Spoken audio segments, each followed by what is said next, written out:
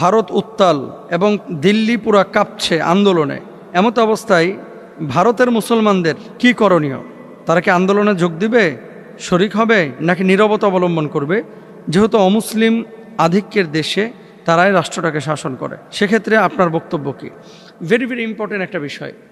এই যে আন্দোলনটা শুরু হয়েছে মূলত প্রশ্ন ফাঁস, সরকারি চাকরিতে অনিয়ম, মানুষের বেকারত্ব, এ থেকে স্টুডেন্টরা কিন্তু আন্দোলন শুরু করেছে।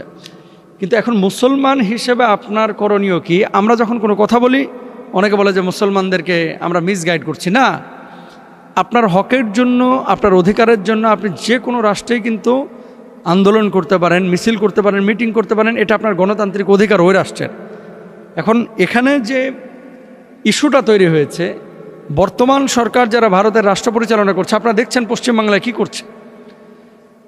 মানে স্পষ্টভাবে শত শত বছরের সাক্ষী হয়ে দাঁড়ায় থাকা মসজিদগুলোকে তারা ভেঙে ফেলছে। মুসলমানদের অধিকার নিয়ে তারা একেবারে কঠিনভাবে মুসলমান এবং অমুসলিমদেরকে মুখোমুখি দাঁড় করিয়ে দিচ্ছে।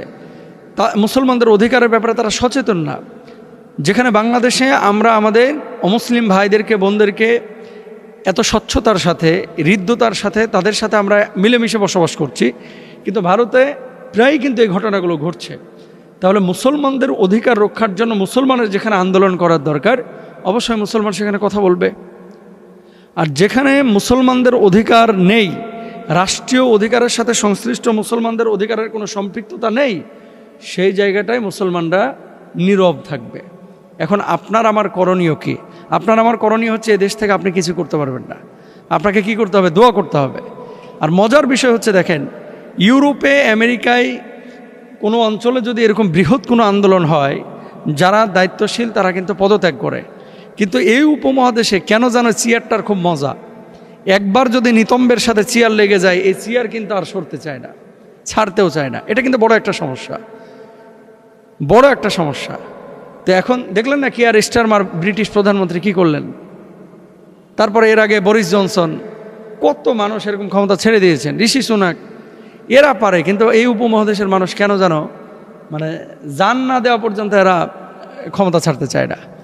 তো এখন আমরা শুধু মুসলিম বলে না, হিন্দু, খ্রিস্টান, অন্যান্য ধর্মাবলম্বী তারা যেখানেই অধিকারের জন্য কথা বলে, আমরা অধিকারের পক্ষে, বিশৃঙ্খলার বিপক্ষে। এখন সে দেশের সরকার কিভাবে ট্যাকেল দিচ্ছে এবং এর ভিতরে গোয়েন্দা রিপোর্ট কি আছে সেটা তাদের বিষয়। মুসলমানদেরকে বলবো যে কারো পাতানো ফাঁদে আপনারা পা দিয়েন না। সোশ্যাল মাধ্যমে এই আলোচনাগুলো যায়, যখন মুসলমানরা এরকম কারো পাতানো ফাঁদে আপনার পা দেয়, তখন মুসলমানদের বৃহৎ একটা ক্ষতি হয়ে যায়। আমরা চাই ওই ভারতেও মুসলমানরা শান্তিতে বসবাস করুক। আমরা চাই এদেশেও অমুসলিমরা, মুসলমানরা শান্তিতে বসবাস করুক। বিশৃঙ্খলাকারীকে আল্লাহ তাআলা পছন্দ করেন না। তবে হ্যাঁ, যখন আপনার কেউ মুখের খাবার কেড়ে নেয়, যখন আপনার চাকরি বাকরি কেউ কেড়ে নেয়, যখন পরীক্ষার নামে মেধাবীদেরকে অবমূল্যায়ন করে আপনার প্রশ্ন ফাঁস করে দেওয়া হয়, তখন প্রত্যেকটা জাতির সন্তানদের রাইট আছে যে তারা আন্দোলন করবে। এখন থরথর করে গদি কাঁপতেছে কার? মোদির। এই যে গদি কাঁপতেছে, এখন গদি কাঁপবে, গদি থেকে পড়বে, নামবে না উঠবে, বসবে, এটা হচ্ছে ওই দেশের নাগরিকদের বিষয়। আমার আজকের আলোচনার মূল পয়েন্টটা হচ্ছে, আমার মুসলমান ভাই এবং বোনরা, অনেক সময় আপনারা আবেগে, ইমোশনে পড়ে দেখা যাচ্ছে যে কারো পাতানো ফাঁদে আপনারা পা দেন, এরপরে বৃহৎ একটা ক্ষতি হয়। সুতরাং আপনি আপনার হক রিলেটেড বিষয় অবশ্যই প্রতিবাদ করবেন।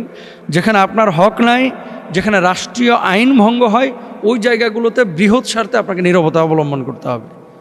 ওই দেশের কথা বলতেছি, যেহেতু সেখানে মুসলমানদের সংখ্যা কম এবং নির্যাতিত হয়। আর আমার বাংলাদেশে হিন্দুরা কিন্তু ভারতের মুসলমানরা যতটা নির্যাতিত হচ্ছে, বর্তমানে বাংলাদেশে আমাদের হিন্দু ভাই বোনেরা অনেক বেশি আরামে আছে। আমরা চাই এদেশ থেকে আপনারা শিক্ষা নেন যে হিন্দুদেরকে যেমন ভালো রাখা হয়েছে, ওপারের মুসলমানদেরকেও ভালো রাখার চেষ্টা করেন। অনেকে এমন প্রশ্ন করে থাকেন, মোহতারাম, আল্লাহকে পাওয়ার সহজ কোনো আমল আছে কি না? আমল, আল্লাহকে পাওয়ার, আল্লাহকে পেতে হলে তো অনেক কষ্ট করতে হয়, তাই না? আল্লাহকে রাজি করতে, খুশি করতে দিন রাত 24 ঘন্টা ইবাদত করতে হয়। আসলে ব্যাপারটা এরকম না।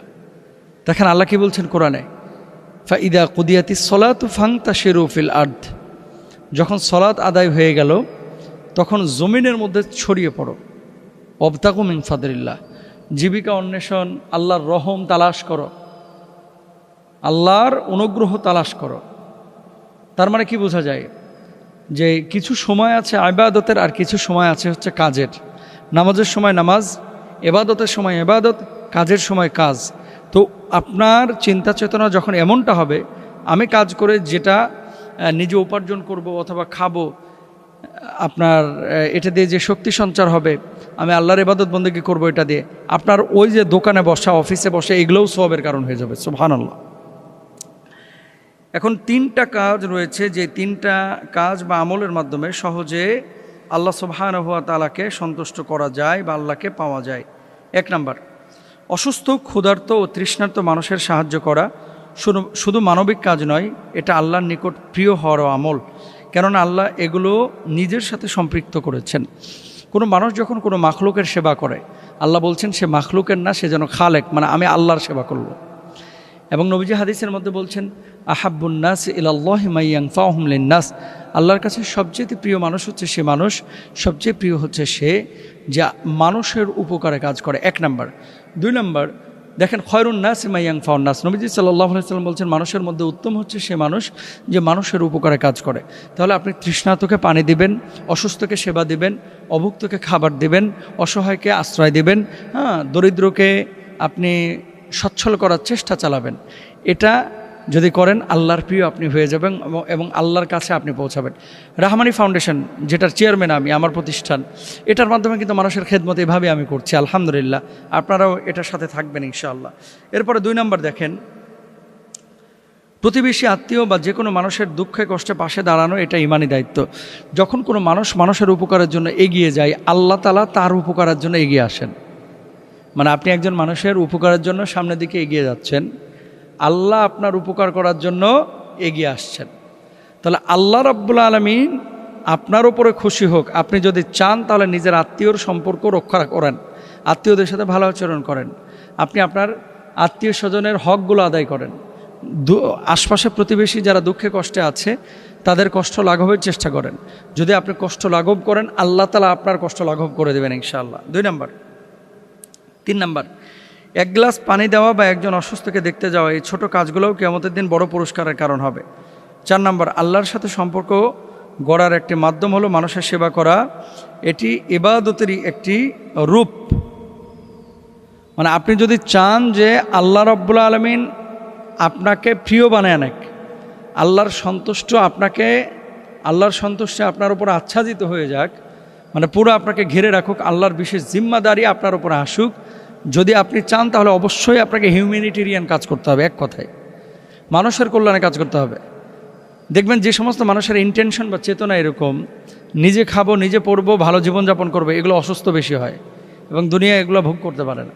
আর যারা মানুষকে নিয়ে ভাবে, ফিকির করে, তারা নিজেরাও খায়, ঘুমায়, আবার দুনিয়াও ভোগ করে। আলহামদুলিল্লাহ, আখিরাতেও সফলতা পায়, দুনিয়াতেও পায়।